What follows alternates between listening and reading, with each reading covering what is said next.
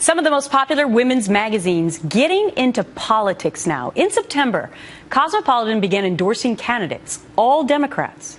Last year, Elle interviewed Democrat Allison Lundergan Grime, who's running for senator in Kentucky.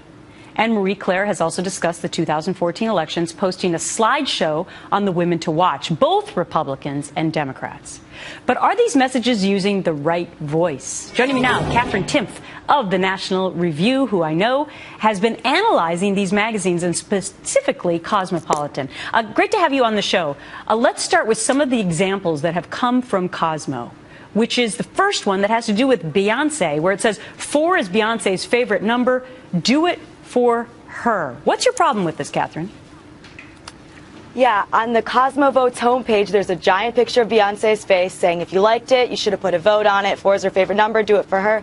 And it's interesting because elsewhere on the website, they slam Fox News for using the phrase Beyonce voters.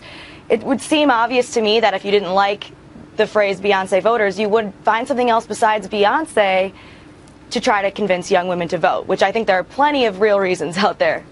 Right. Well, they're obviously trying to parlay from the celebrity attraction of Beyonce. Right. Here's another interesting one that I know that you had a problem with, and that was sending a party bus to a college campus. So it says, do you need a party bus, courtesy of Cosmopolitan.com, to literally get students to the polls?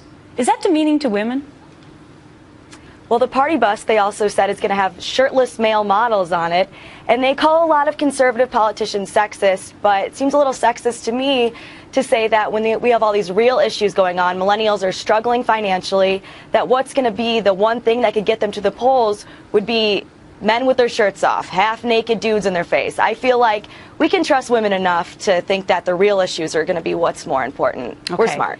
So another thing that they do is that they basically say some kind of snarky words about any Republican candidate, calling them troubling, an extremist who rails against the poor, an anti-choice radical.